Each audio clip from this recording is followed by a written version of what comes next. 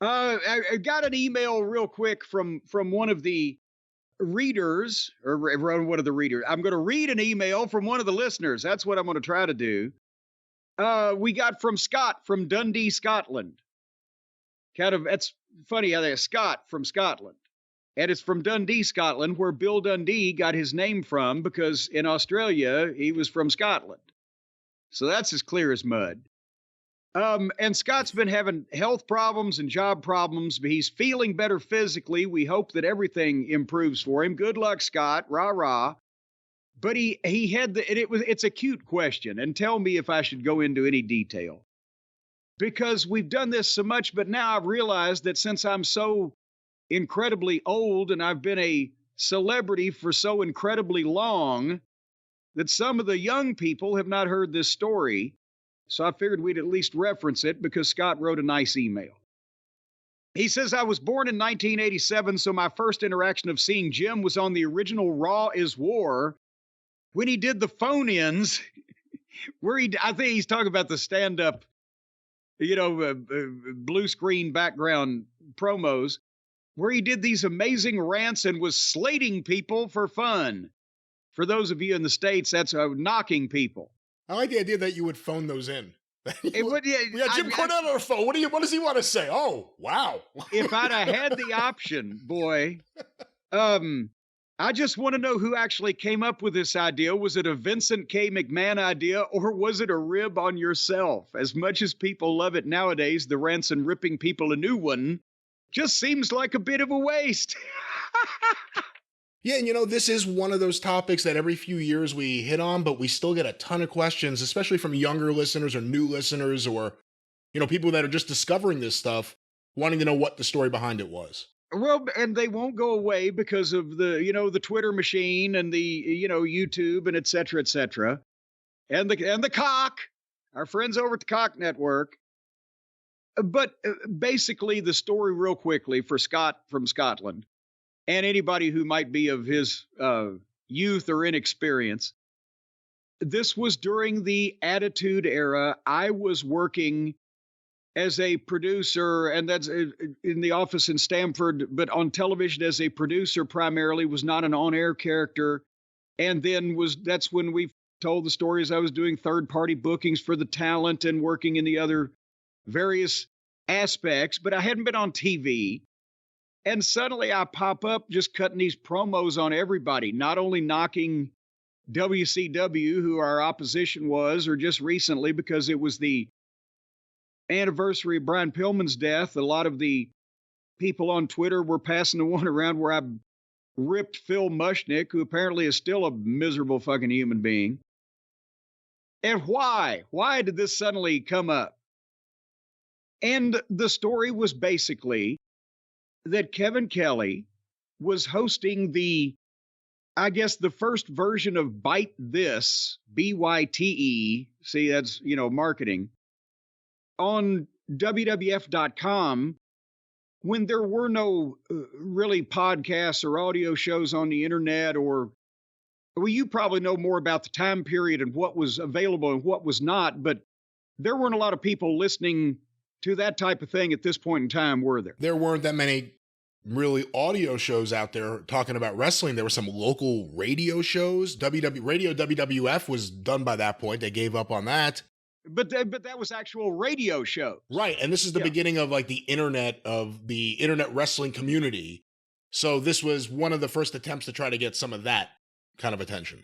Right. So Kevin, because, that was low priority also, like at TV. It's not like, oh, we've got to record audio of one of the stars for Byte This when we're doing fucking USA Network and it's the Attitude Era and there's 10 million people watching whatever. So Kevin's trying to get people to do it on the phone and shit. He said, hey, you want to do Byte This? I said, what is Byte This? And he told me.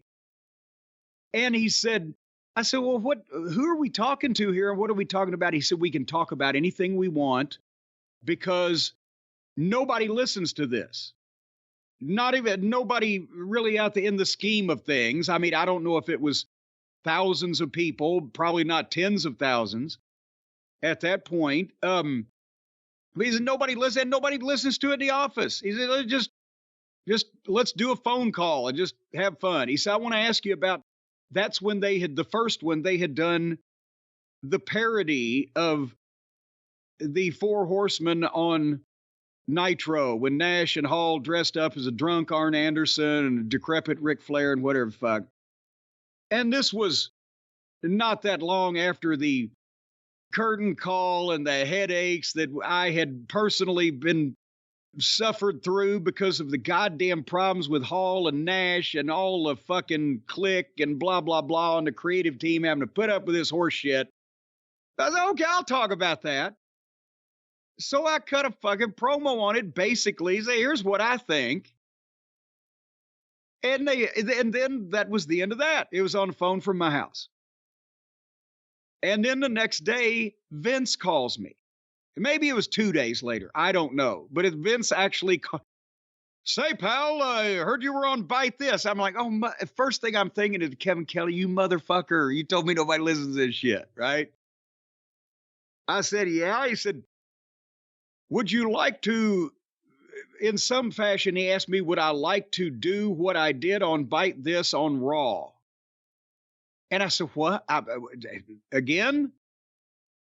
And he said they got more feedback from that appearance that I did on Bite This, for Bite This, than all the other Bite Thises that they had ever done to begin with. Because obviously, this was an early version of smart fan radio, right? And we just thought we were talking to nobody. So I said, okay, you want me to? Yeah, and that's when he said, just make sure you run it by Jerry McDevitt so that we don't, and on several of those, the Mushnick and whatever the fuck, I would run it by Jerry McDevitt so that we couldn't get sued for libel or slander or any, related incidents when I'm talking about WCW and the people. And otherwise, I can fucking lay into anybody I want to. And the problem was, as I told him, I said, I can't just slander WCW for, in some cases, doing some of the same things we're doing. So I got to knock this company too. And it's that way it's balanced, but I'll knock the WWF for petty crimes and really, lay into WCW for the heavy shit. Okay. Well, nobody else liked me knocking the company nor understood why in the company. The fans loved it. But people in the company are like, why is he doing this? The fans loved it. They still love it. Yeah. But at the same time, I am like, why am I doing? You can't just do that fucking weekly. It had to go somewhere, but it didn't go anywhere because it was just him giving me 3 minutes to get myself over. But then, and that's, as I've mentioned before, that's the only time I ever wrote a promo down because, I do get wound up sometimes. And I had to fucking stick to what I had told McDevitt. So I wrote it down and they put it on the teleprompter. But they only gave me the set 3 minutes or whatever it was. So I had to have them turn that teleprompter really fast. That's why it's fucking nonstop, right? Because I want to get this shit in. That's the only time I've read a promo, but I feel like I'm not cheating because I wrote it to begin with.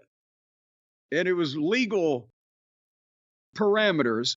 But nevertheless, after a while, and because I don't know if Kevin Dunn liked it, not content-wise, but just because it was me, and people were reacting to it. And I know that Russo didn't like it because every time I would talk about wrestling fans want to see wrestlers and wrestling matches and things of that nature, when they'd show it on the screen in the arena, I was supposed to be the out-of-touch asshole, but the fans were cheering it. And so he didn't like that. So then at one point they started to, well, maybe you could do something funny on something, or maybe you could, and then they start telling me what, I'm like, nah. And I would just, you got any ideas, Cornette? No, really nothing too much. And I just kind of, they never canceled it. I never offered to do more. And we just quit doing it. But it was bizarre, but that was another thing. Vince wanted people to talk about the TV show. That would have been great. That segment continuing like for another year and a half, 2 years. Just that was the only thing you did on the show. Here's Jim Cornette, and you can say whatever you want. Yeah, but the thing is, as I was getting grumpier, I probably would have started going after the WWF a little sharper. And that probably wouldn't have got me any fucking friends and acquaintances, moving forward with that. So, but yeah, it accomplished nothing except to give me a chance to go out there and fucking vent at people. But it was never it was never the start of something, and it was never thought out. And obviously, Shitstain's going to put no thought into putting it on the program is only when Vince wanted me to fucking blister somebody. But he came to the right place. What if Tony Khan said, Jim, I'll give you 3 minutes on my show every week. You could say whatever you want about anybody, and you can record it anywhere you want. Anybody. No, I'd be like Thunderbolt Patterson. If I only had time, I'd need more than 3 minutes. Give me the first 30 minutes. And as a matter of fact, by the end of the first 30 minutes, he'd either have the highest rated program ever or nobody'd be watching anymore. How about it gives you picture in picture? You could do whatever you want. You can hold up whatever you want during picture in picture. Only if Tony Storm's on the couch with me. Only if it's silent. Well, yeah, it better be silent, and possibly in the dark also as well. Yeah, can I cover my eyes?